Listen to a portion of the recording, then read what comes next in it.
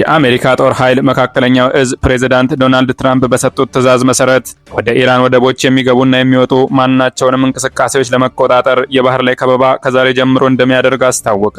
ይህን ተከትሎ ኢራን ማንኛውም የአሜሪካም ሆነ የሌላ ሀገር የጦር መርከብ ያለ ቴህራን ፍቃድ ወደ ሆርሙዝ የባህር ወሽመጥ ለመግባት ቢሞክር የእሳት መዓት አወርድበታለሁ ብላለች።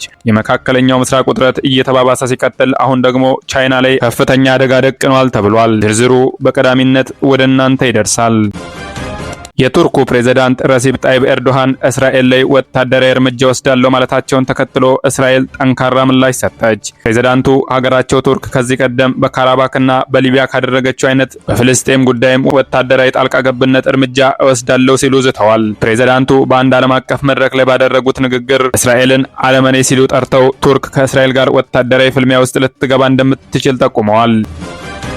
የቤኒሻንጉል ጉሙዝ ክልል የወረዳ የሰላምና የደህንነት ኃላፊ የነበሩ ሰው እንዲሁም የቲፒኤልኤፍ አዛዦች የሱዳንን ጦር እየመሩ መጥተው ጦራቸውን ከግድቡ 10 ኪሎ ሜትር ርቀት ላይ ማስፈራቸው ተሰምቷል። ጦርነቱ ከተባባሰ ወደ ኢትዮጵያ ሊሻገር ይችላል የሚሉ መረጃዎች ወጥተዋል። ዝርዝሩን ታደምጡታላችሁ። የማለዳ ግሎባል ቤተሰቦች እኚህን መረጃዎች በዝርዝር አሰናድተን ይዘን ቀርበናል። ቻናላችንን ሰብስክራይብ እና ላይክ በማድረግ ቤተሰብ ይሁኑን። ሰናይ ቆይታ። የአሜሪካ ጦር ኃይል መካከለኛው እዝ ከፕሬዝዳንት ዶናልድ ትራምፕ በተላለፈ መመሪያ መሰረት ወደ ኢራን ወደቦች የሚገቡና የሚወጡ ማናቸውንም እንቅስቃሴዎች ለመቆጣጠር የባህር ላይ ከበባ ከዛሬ ጀምሮ እንደሚያደርግ አስታወቀ። በምላሹ የኢራን ወታደራዊ ኃይል ባወጣው መግለጫ ዋሽንግተን የኢራን ወደቦችን ለመዝጋት ያሳለፈችው ውሳኔ ህገወጥና የባህር ላይ ውንብድና ነው ብሏል። ማንኛውም የአሜሪካም ሆነ የሌላ ሀገር ጦር መርከብ ያለ ቴህራን ፍቃድ ወደ ሆርሙዝ የባህር ወሽመጥ ለመግባት ቢሞክር የእሳት መዓት አወርድበታል የሚል ዛቻም አሰምቷል። ጦሩ አክሎም ጦርነቱ ቢቋጭ እንኳን ከጠላት ጋር ግንኙነት ያላቸው መርከቦች በኢራን የውሃ ግዛት ላይ የመተላለፍ መብት የላቸውም ብሏል። የኢራን ወደቦች በአሜሪካ ኢላማ ከሆኑ በፋርስ ሰላጤና በኦማን ባህር ላይ ማንም ሰላም አያገኝም ሲል አክሏል። የአሜሪካ የጦር መርከቦች ከኢራን ምንም አይነት እውቅና ሳይኖራቸው በሆርሙዝ የውሃ መስመር ላይ መታየታቸው በቴህራን ቁጣ ቀስቅሷል። የአሜሪካ ኃይሎች በበኩላቸው ወደ ኢራን ወደቦች የሚጓዙ ወይም መነሻቸውን ከኢራን ወደቦች ያልሆኑ መርከቦች በሆርሙዝ የባህር ሰጥ ውስጥ የሚያደርጉትን ነጻ የባህር ላይ ጉዞ እንደማያስተጓጉሉ ነገር ግን ከኢራን የሚወጡና በሚገቡ መርከቦች ላይ ጥብቅ ቁጥጥር እንደሚያደርጉ ይፋ አድርገዋል። ይህንን ትዕዛዝ ለማዕከላዊ እዙ የሰጡት ፕሬዝዳንት ዶናልድ ትራምፕ በትሩዝ ሶሻል ማህበራዊ ሚዲያ ገጻቸው ባሰፈሩት መልእክት የአሜሪካ ኃይሎች በባህር ሰርጡ ለማለፍ የሚሞክሩ ማናቸውንም መርከቦች የመዝጋት ሂደቱን በአስቸኳይ ይጀምራሉ ብለዋል። ተጨማሪም የአሜሪካ ባህር ኃይል ለኢራን የመሸጋገሪያ ክፍያ የከፈለ ማንኛውም መርከብ በዓለም አቀፍ የባህር ክልል ውስጥ መተላለፉን እንደሚያስቆሙ መመሪያ መስጠታቸውን ገልጸዋል። ህገወጥ ክፍያ የሚከፍል ማንኛውም አካል በባህር ላይ አስተማማኝ ጉዞ አይኖረውም ሲሉ አስጠንቅቀዋል። በተያያዘ ዜና የአሜሪካ መገናኛ ብዙሃን የደህንነት ምንጮችን በመጥቀስ ቻይና ለኢራን የጦር መሳሪያ ታቀርባለች መባሉን ለትራምፕ ጥያቄ አቅርበው ትራምፕም አደገኛ መዘዝ ይመጣባታል የሚል መልስ ሰጥተው 50 በመቶ አዲስ ታሪፍ እንደሚጥሉ ዝተው ነበር። ምንም እንኳን ዘ ኒውዮርክ ታይምስ ቤጂንግ ትከሻ ላይ ተደርጎ የሚተኮስ ሚሳኤል ለኢራን አቀርባለች ቢልም ቻይና መሰረተ ቢስ ወሬ ነው ብላ አስተባብለዋለች። ተንታኞች እንደሚሉት ቻይና በዚህ ጉዳይ ላይ እጇን ማስገባት አትፈልግም። መዘዙ ኢኮኖሚዋ ላይ አደጋ ስለሚያስከትል በተለይም ከቅርብ ጊዜ ወዲህ የሚወጡ ትንተናዎች ምናልባትም ይህንን ጦርነት አሜሪካ የምታደርገው ቻይና ዋነኛ የነዳጅ አቅራቢ የነበረችው ቬንዙዌላ ላይ የዘጋችባትን በር አሁን ደግሞ ቻይና በሆርሙዝ ወሽመጥ እንደ ሳውዲ አረቢያ፣ ኢራንና የተባበሩት አረብ ኤምሬትስ ካሉ ሌሎች የባህረ ሰላጤው ሀገራት ለምታገኘው የኢነርጂ አቅርቦቶች ቁልፍ የትራንስፖርት በር ለመዝጋት ነው ይላሉ። ቻይና ወደ መካከለኛው ምስራቅ የምታደርገው የውጭ ንግድ በ2025 በከፍተኛ ሁኔታ ጨምሯል። ኢኮኖሚዋ በዓለም ዙሪያ ላሉ ሀገሮች ምርቶቿን በመሸጥ ላይ በእጅጉ የተመረኮዘ ነው የምትባለው ቻይና ይህ ጦርነት ከቀጠለ ለቤጂንግ ከባድ አደጋን ያስከትላል። ቤጂንግ ሆርሙዝን በመሰሉ ስትራቴጂካዊ የባህር ትራንስፖርት መስመሮች ዋሽንግተን የአዛዥነት ሚና እንዲኖራት አትፈልግም። ይህ የመካከለኛው ምስራቅ ጦርነት ቻይናን ወደ ጦርነቱ ጎትቶ እንዳያስገባት ተሰግቷል።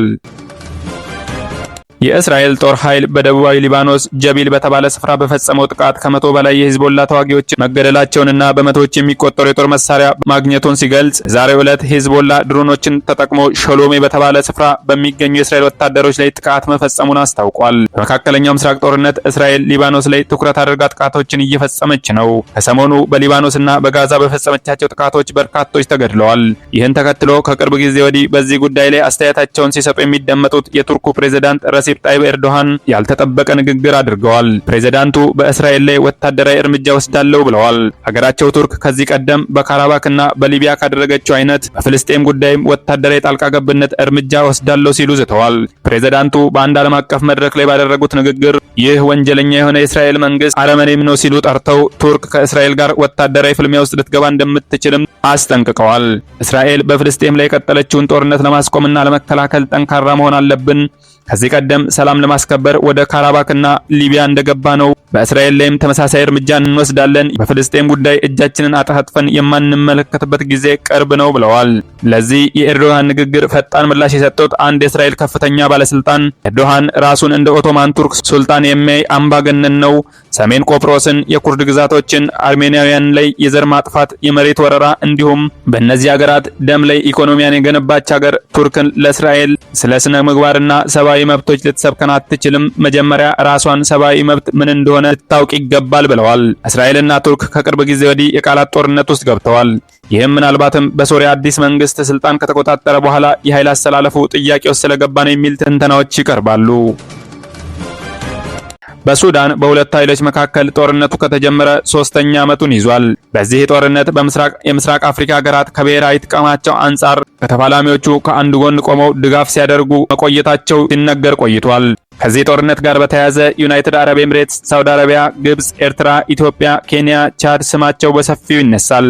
ከሰሞኑ ሮይተርስ ኢትዮጵያ ቤኒሻንጉል ጉሙዝ ክልል በመሐመድ ሐምዳን ደጋሎ ለሚመራው ለፈጥኖ ደራሽ ኃይል ወታደራዊ ማሰልጠኛ መክፈቷን የሳተላይት ምስል ማስረጃን አስደግፎ ይዞ ወጥቶ መነጋገሪያ ሆኖ ነበር። ይህን ተከትሎ የሱዳኑ መንግስት መሪ አልቡርሃን ጦሩን አባይ ግድብ በሚገኝበት አቅራቢያ ልዩ ቦታው ሸርቆሌና ምጠራ ከተማ ላይ ማስፈራቸው ተነግሯል።